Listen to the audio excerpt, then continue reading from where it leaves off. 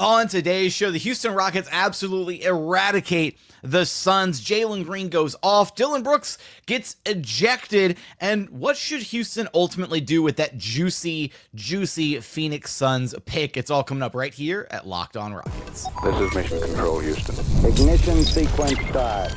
6, 5, 4, 3, 2, 1.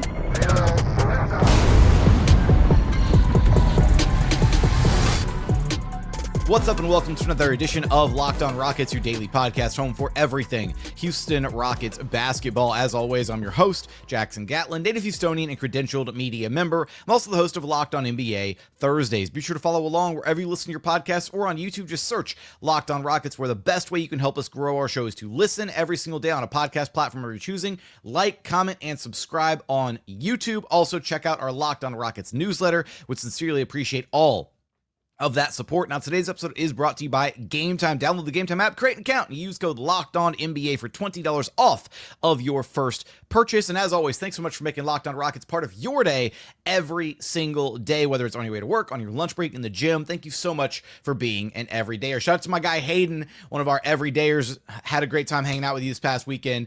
It's always fun meeting actual listeners in the wild. It's always really cool. So, all right, let's go ahead and get into this. Rockets 148-109 win, an absolute dominating show against the Phoenix Suns, eclipsing the Phoenix Suns. I got to think of all the different puns that I can come up with here about Suns and light blockage and all that. But, oh, hello.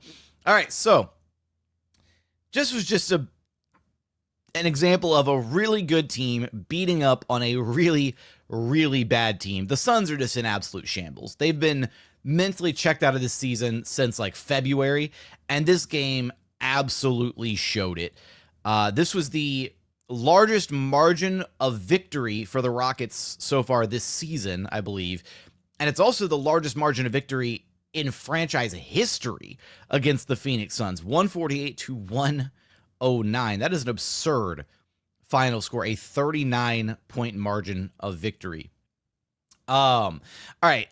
As far as this game goes, we're going to get into I want to talk specifically about Jalen Green's offensive performance. I want to highlight that. We'll talk about the little dust up between Dillon Brooks, Kevin Durant, and Nick Richards that actually felt like kind of played out in the Rockets' favor, but the potential negative repercussions from that, as well as we'll get into kind of what should the Rockets ultimately do with that Phoenix Suns pick? It's kind of tantalizing to think about. So let's start with just the fact that the Rockets were playing like a well-oiled offensive machine in this one. There was no stopping them.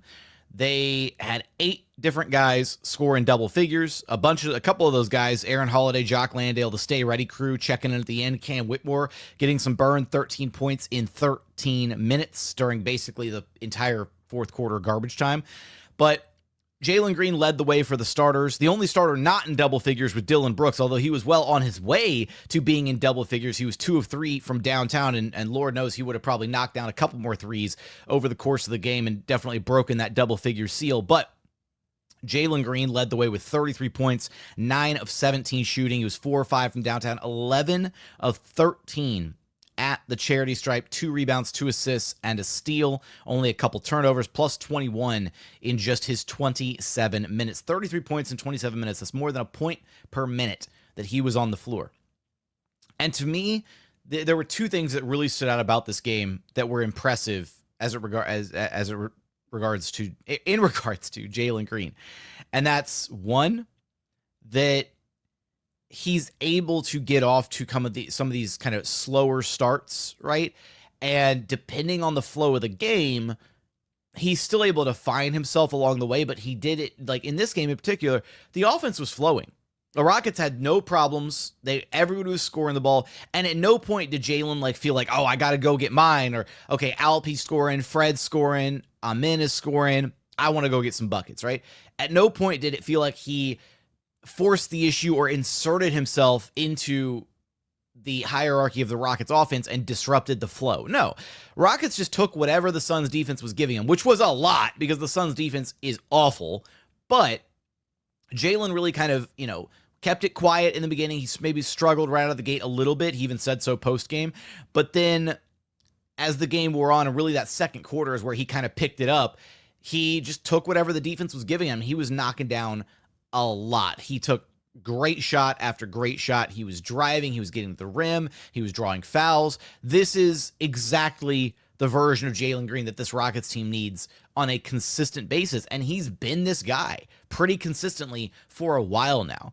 The other really encouraging element of this game was not just Jalen finding a way to be effective within the flow of the offense, which he's done a great job of, but the free throws. 13 free throws for Jalen is huge. And his ability, it feels like he's starting to get a little bit better, more comfortable, more confident, more in control when it comes to driving, forcing the issue at the rim, and drawing free throws. And a lot of that comes from his newfound ability this season to kind of control and dictate pace a little bit on his drives, to read and react to defenses accordingly.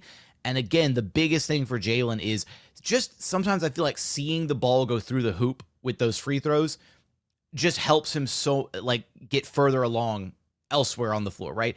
There was a point where he had knocked down some free throws, and then one thing led after another, and then he started knocking down shot after shot, and it felt like he was just unstoppable. And when he's literally scoring at all three levels like this, when he's scoring from long distance, 4 or 5 from 3, when he's knocking down middies, when he's getting to the rim, when he's getting to the free throw line, he is literally unguardable. He looked unguardable in this game. There was nothing that the Phoenix Suns could do to slow him down. And so there's not an expectation of him to play like this every single night. Those are unreasonable expectations, but seeing these glimpses of this kind of high level play and seeing them happen more and more consistently is incredibly encouraging for his development, for his future, and for him to turn into ultimately that tier 1, like alpha level scorer that the Rockets really believed that he could become when they drafted him number 2 overall. And now it's worth mentioning every time Jalen breaks 30. This is the 13th time Jalen Green has scored 30 plus this season. The Rockets are 12-1 in such games. When Jalen scores, and when he scores at a high level, this Rockets team is basically unbeatable. Coming up, I want to talk about the flow of the game, what led to the little dust-up between Dillon Brooks, Kevin Durant, and Nick Richards, how the Rockets dominated this one, as well as getting into what should happen with that juicy Phoenix Suns pick down the line. We're going to get there in just one moment. First, today's episode is brought to you by Game Time. Look, there's nothing like watching basketball live. You get the energy of the crowd, the sound of the sneakers on the hardwood. My personal favorite is when you hear a shot go in, and look, you can either hear the swish, but when the basket might picks up like that shot that goes off back iron and it's a make, oh, I love that sound. Everything. If you want to catch a game in person, Game Time makes getting tickets easier than ever. Game Time's new feature, Game Time Picks, filters out the fluff and only shows you incredible deals on the best seats, so you don't have to waste time searching through thousands of different ticketing offers. You can take the guesswork out of buying your tickets with Game Time Picks. Download the Game Time app, create an account, and use code LOCKEDONNBA for $20 off of your first purchase. Terms apply. Again, create an account and redeem code LOCKEDONNBA. That's LOCKEDONNBA for $20 off. Download Game Time today. What time is it? It's game time. And continuing on here at Locked On Rockets, your daily podcast home for everything Houston Rockets basketball. All right, let's get into the flow of this one a little bit and how the Rockets wound up opening up a can of whoop-ass on the Suns. And it was, in part, the Suns shooting themselves in their own foot, because there was the Rockets were in control of this game, comfortably so. They went on an 11-0 run at the end of the first quarter. They took an 8-point advantage into the second quarter, 32-24. And then that run continued. They added 5 more straight points at the top of the second quarter. Alpy hits a bucket. Jeff Green hits a 3-pointer. It's officially a 16-0 run between the first and second quarters combined. And Rockets were just kind of, at that point, they were just kind of coasting, knocking down some shots. Offense was still clicking. But then with about 4.5, maybe 5 minutes, whatever, left in the second quarter, Dillon Brooks, Kevin Durant, and Nick Richards get involved in a little kerfuffle, whatever. And DB ties up KD on a drive to the basket. KD takes exception to it. DB's jawing at him. They get into it a little bit. And then Nick Richards inserts himself into the altercation and the referees have to come in and separate everybody, and then DB's barking stuff back at them, and then says something to the official Justin Van Dyne, who then takes exception to whatever Dillon said and gave him a second technical and ejected him, which was total BS. So there's that. So DB gets ejected. More on that here in a second. But from that point, the Rockets were leading 55-38 when Dillon was ejected from this game. They proceeded to go on a 23-11 run over the span of about 4-ish minutes to close out the half and take a 78-49 lead into halftime, a 29-point advantage at halftime for the Rockets.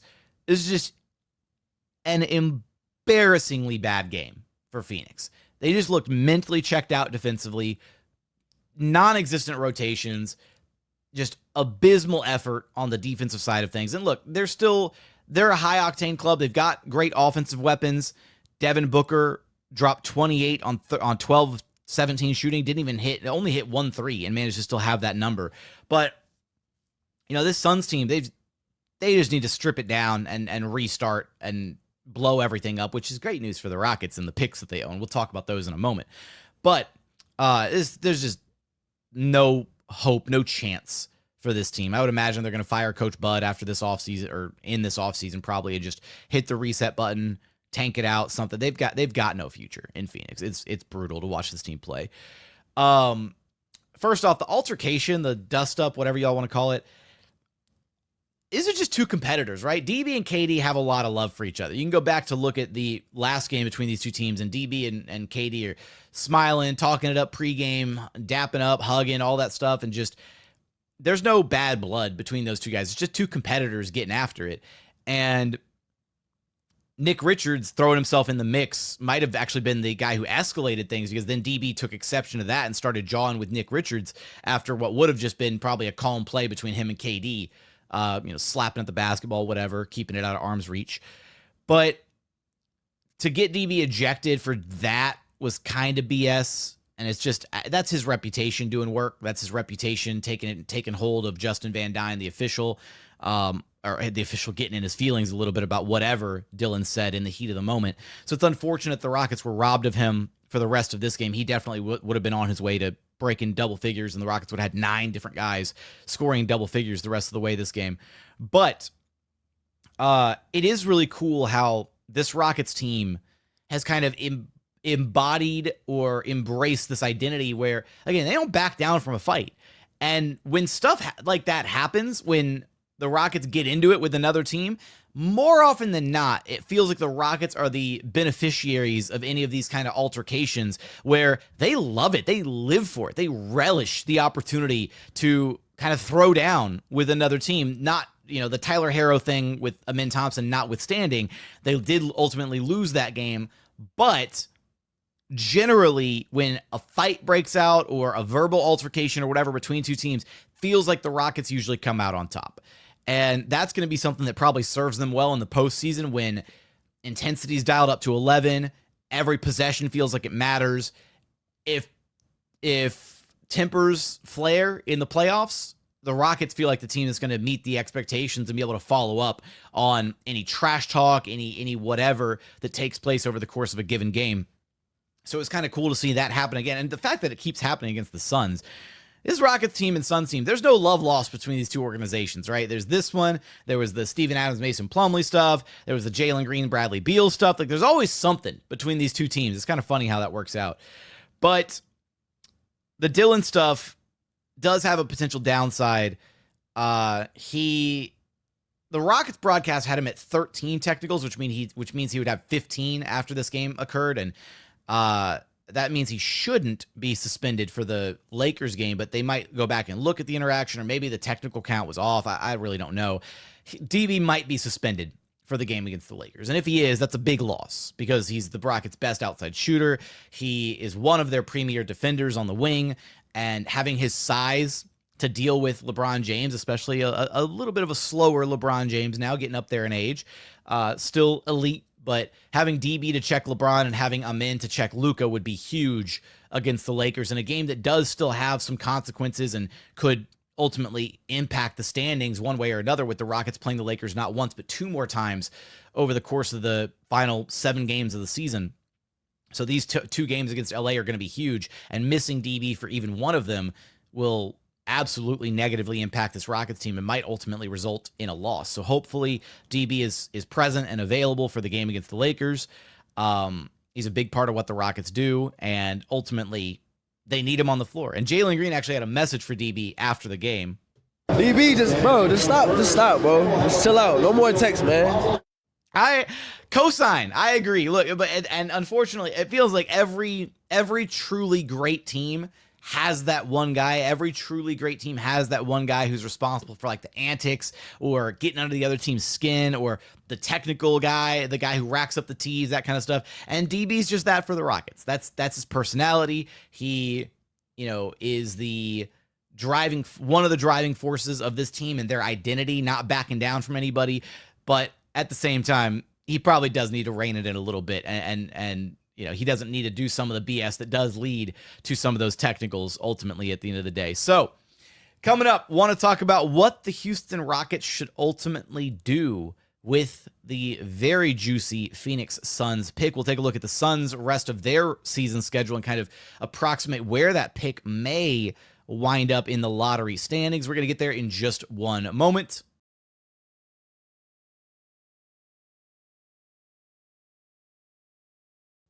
And final segment here at Locked On Rockets, your daily podcast, home for everything Houston Rockets basketball. All right, so as it presently stands, one of the benefits of beating up on the Phoenix Suns is that the Rockets actually own the Phoenix Suns pick here in the 2025 NBA draft.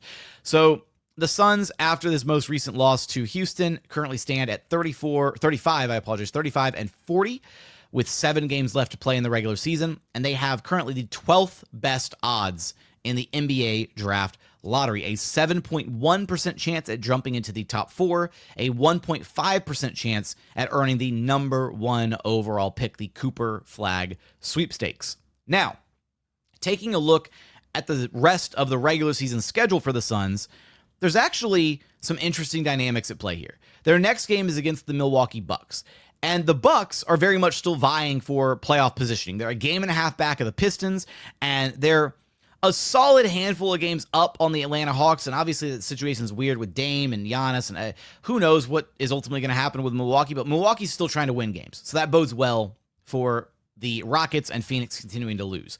The Celtics are pretty much locked into the 2 seed. They have no incentive to win games, and it's not going to hurt them if they lose games, so Boston probably going to be strategically resting guys down the stretch of the season, but Boston, even when they're resting guys, 2 or 3 of their main, core 6 star players, whatever, they're still more than capable of beating up on a bad Phoenix Suns team. So that should be 2 losses there. The Knicks are sort of still vying for their spot. There's maybe a chance if they went on a bad losing streak to end the season that the Pacers could maybe catch them for the 3 seed. Maybe.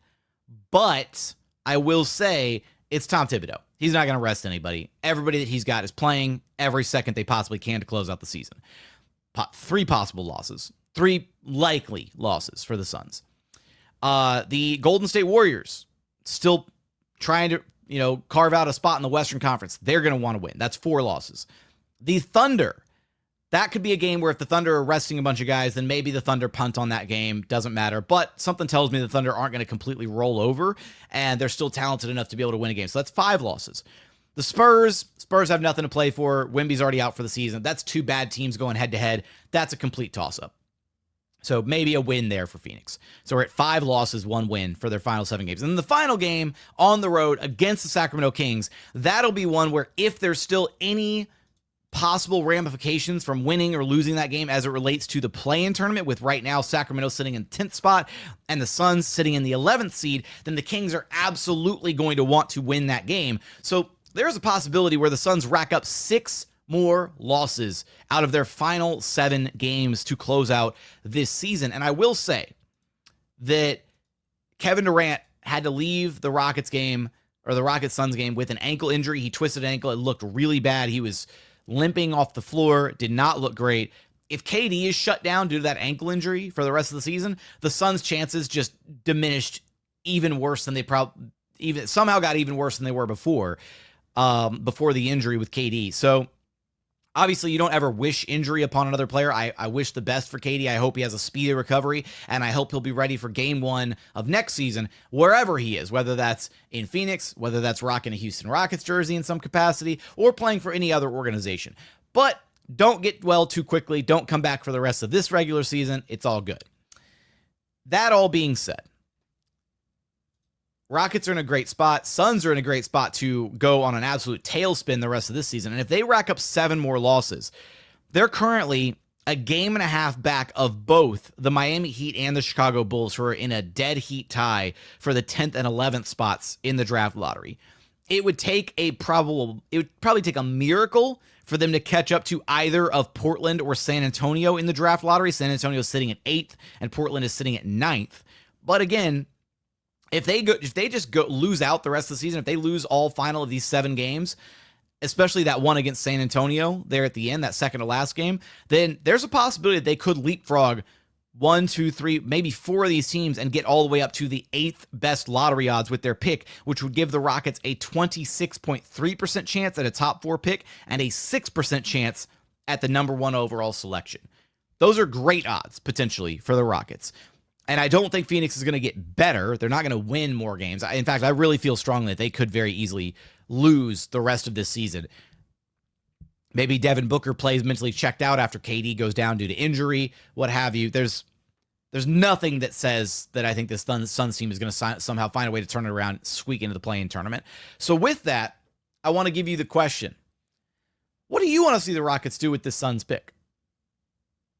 I think it depends on where it ultimately lands in the draft lottery, right? If the pick somehow miraculously jumps up into, I'm not going to say jumps up to number 1. I think if it lands number 1, you just take Cooper Flagg and you be grateful and you move on. And yeah, maybe you're not immediately ready to continue contending at the highest of levels because you've got to somehow find some growth and development for a guy like Cooper Flagg and give him a season to get up to speed. But I think you just take Cooper Flagg and you be happy with it. But if it jumps up and it's in the top 4, if the Rockets earn the 3rd or 4th overall pick, do you take a Dillon Harper? Do you take an Ace Bailey? Do you take VJ Edgecombe? I don't know. I feel like there's a pathway there where if the Rockets have that Suns pick, and if it does jump up, and if it's not Cooper Flagg outright at as the number 1 overall pick, I feel like there's a really strong argument there for the Rockets to be able to package that pick and trade it somewhere. Maybe not back to Phoenix, although Phoenix could be a possibility there. But this Rockets team feels like it's ready to start winning at the highest level pretty much right now. And depending on how this postseason ultimately looks with this squad as presently constructed, that'll give the Rockets a really good indication of where they need to shore things up on the roster, what player, plays the weakest in the postseason, who struggles, who thrives in postseason basketball, and where they need to ultimately improve, whether that's a depth piece, whether that's making a play for an upgrade over one of the current starters on the team. And, the idea that I've seen floated around a couple different times now, especially with Jalen Green really rounding into form the way that he has this season, and especially over the last couple months in particular with, during Fred VanVleet's absence, all that really evolving into that lead guard for the Rockets. It wouldn't be the worst thing in the world if you threw together a package of Fred VanVleet, Cam Whitmore, and that 2025 Suns pick, if it jumps up high enough, or if the Suns are desperate enough to retain that pick rather than giving it to Houston for free, then I don't think you need to throw anything more than that into the deal. You pick up Fred VanVleet's option, you throw in Cam Whitmore as a bit of a sweetener, and he's the kind of odd man out of the Rockets' young core 7 as it stands anyways. And you scoop up a guy like KD who, look, I know there's people who are like, oh, well, the Suns had KD and Devin Booker, and they were 2 top 10 scorers, and the Suns are still struggling. They're barely a play-in team. Why would you want KD, Jackson? Well, I'd want KD because this Rockets team's weakness has been their inability to execute down the stretch of games at times. Despite the fact that they have the most clutch wins in the NBA this season, adding one of the greatest scorers of all time to a team that already has a defensive backbone and identity where he wouldn't be responsible. KD can wake up and play defense. He can play defense in crunch time. He can still defend at a high level when he wants to. He's just been mentally checked out for the last 2 or 3 months in Phoenix. So if you could tell me that you could add add Kevin Durant to this roster, and all it would cost is Fred and Cam and this current 2025 pick, albeit not a Cooper Flag version of this pick, I do that deal in a heartbeat. And then you start KD next season. You have a starting lineup of Jalen, Dillon Brooks, Thompson, Kevin Durant, Alperen, Sengun. You bring the Aries, Jabari, and Tari off the bench. I think that team still wins at an incredibly high level. And it doesn't have the same, Fred VanVleet has a lot of intangibles for this team, and maybe they're not ready to move on from that. Maybe it makes more sense to renegotiate Fred's deal and keep him here on a long-term contract and slowly phase him out as you try to see if Reed Shepherd can eventually take those reins as the starting point guard or the future starting point guard for this team. Or maybe, again, Jalen evolves into that role, or Thompson evolves into more of a primary ball handler. But I think it's going to be really hard to pass up on that idea, especially if it's as cheap as just Fred, Cam, and this year's draft pick, which, again, that Phoenix pick has more intrinsic value to the Suns than it does for any other team in the association. Because if they go out there and try and start a bidding war for KD, first off, everybody knows KD wants out. He's only got 1 year left on his contract. He's pretty much going to decide wherever he wants to go next. But that's not the only option that the Rockets have. The Rockets could deal with any of the other 28 teams in the association outside of Phoenix. They could find another young up-and-coming team that has maybe a more, a veteran piece that doesn't really want to be wherever they're currently at. And I very much look at, as good as Dillon Brooks has been offensively this season, he's definitely taken a bit of a step back defensively. And if the Rockets were able to find a more fluid or better offensive option than Dillon Brooks to take over that starting 3 spot, somebody who is still a solid to passable, solid to plus level defender, but is a better overall offensive player, somebody that can put the ball on the floor a little bit, score in the mid-range, knock down threes at a high rate, drive and get to the rim consistently.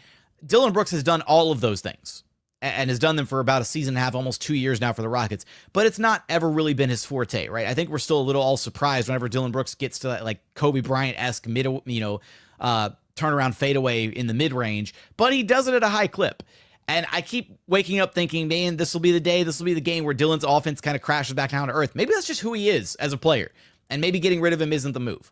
But, as far as looking for upgrades up and down this Rockets roster, that seems to be the one spot with the biggest demand for an upgrade of the current starting 5, unless you were able to find a lead guard better suited than Fred VanVleet to run the show. But it very much feels like Jalen Green and Thompson are going to be poised to kind of take over that role sooner rather than later. And they still have Reed Shepherd waiting in the wings to learn how to be that potential future starting point guard to, the kind of heir apparent replacement to Fred VanVleet somewhere down the line. So we'll see what ultimately happens with the pick, how it ultimately conveys in the NBA draft lottery, but we can't get out of here without doing a quick little lottery sim. So with that, I'm going to spin the wheel here. And what do we get? Okay. All right. Pick stays put at 12. So nothing crazy happens there. Look, and getting the 12th pick in the 2025 draft still has a lot of value. The pick doesn't need to jump up into the top 4 or be number 1 overall for the Rockets to have won outright with this trade. This move to acquire the Suns picks and watch a team implode slowly as they have this season was an absolute 4D chess move by general manager Rafael Stone, and the Rockets are going to be reaping the benefits of these rewards for years to come down the line. So with that, what would you want to see the Rockets do with the Phoenix Suns pick in this year's NBA draft? How did you feel about the Suns win? What was your favorite part of the game? Let me know your thoughts in the YouTube comments. Remember, the best way to help us grow our show is to listen every single day on a podcast platform of your choosing. Like, comment, subscribe on YouTube. Check out our Locked On Rockets newsletter as well. But as always, thank you so much for watching. Thank you so much for listening. And we look forward to having you back right here at Locked On Rockets, your daily podcast home for everything Houston Rockets basketball.